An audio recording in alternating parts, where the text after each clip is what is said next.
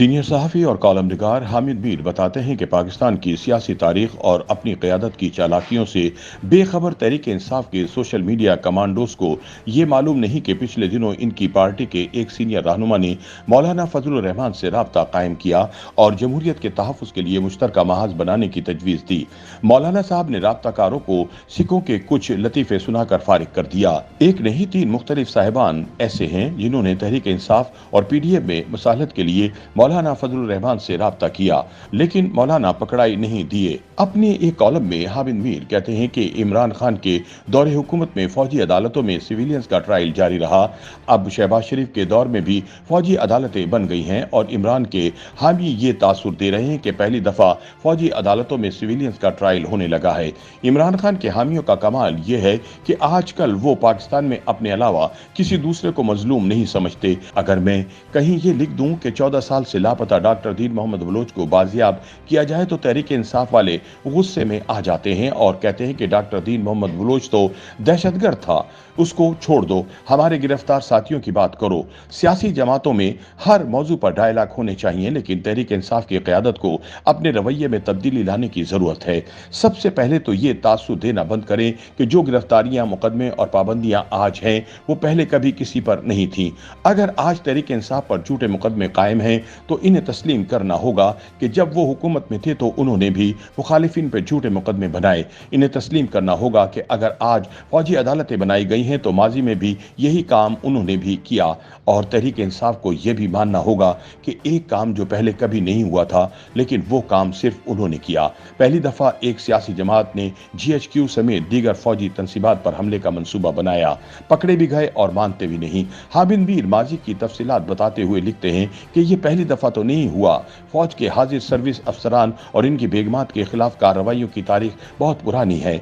इस किस्म की पहली कार्रवाई 1951 में हुई जब पाकिस्तानी फौज के एक सीनियर अफसर मेजर जनरल अकबर खान और मेजर जनरल नजीर अहमद समेत 15 अफराद को गिरफ्तार किया गया, जिनमें फैज अहमद फैज समेत मेजर जनरल अकबर खान की अहलिया नसीम जहां भी शामिल थीं। फौज के 10 अफसरान और 5 सिविलियंस पर यह इल्जाम था कि उन्होंने 23 फरवरी 1951 को एक खुफिया इजलास मुनक्किद किया जिसका मकसद हुकूमत के खिलाफ मुसल्लह बगावत करना था। इल्जाम लगाया गया कि बागियों ने गवर्नर जनरल ख्वाजा नाजिमुद्दीन और वजीर आजम लियाकत अली खान से इस्तीफा लेकर एक अबूरी हुकूमत कायम करनी थी जिसने फौरी तौर पर मुल्क में आम इंतखाबात मुनक्किद कराने थे। ये मुकदमा रावलपिंडी साजिश केस के नाम से मशहूर हुआ। फैज अहमद फैज उस वक्त अंग्रेजी अखबार पाकिस्तान टाइम के एडिटर थे। उन्होंने हमेशा खुद पर लगाए जाने वाले इल्जामात की तरदीद की, लेकिन सितम ये हुआ कि मुसल्लह अफवाज के कुछ अफसरान वादा माफ गवाह बन गए और यूं फैज अहमद फैज समेत दीगर मुल्जिमान का दिफा कमजोर हो गया। ये मामला फौजी बगावत का था, लेकिन मुल्जिमान के खिलाफ मुकदमा फौजी अदालत में नहीं चलाया गया बल्कि एक 3 रुकनी खुसूसी अदालत में मुकदमा चलाया गया। इस अदालत में justice sir Abdul Rahman, justice Mohammad Sharif और जस्टिस अमीरुद्दीन शामिल थे। हामिद मीर बताते हैं कि AK बरोही सरकारी वकील थे जबकि बंगाली लीडर हुसैन शहीद सोहरवर्दी मुल्जिमान के वकील थे। मेजर जनरल अकबर खान 1948 की पाक भारत जंग के हीरो थे। मेजर हसन खान ने गिलगित बल्तिस्तान से डोगरा फौज को निकाला था, इसलिए आम ख्याल था कि इन अफसरान का कश्मीर पॉलिसी पर हुकूमत से इख्तिलाफ था। नसीम जहां तहरीक पाकिस्तान की रहनुमा बेगम जहां आरा शाहनवाज की साहबजादी थी। 18 माह के ट्रायल के बाद नसीम जहां को बरी कर दिया गया।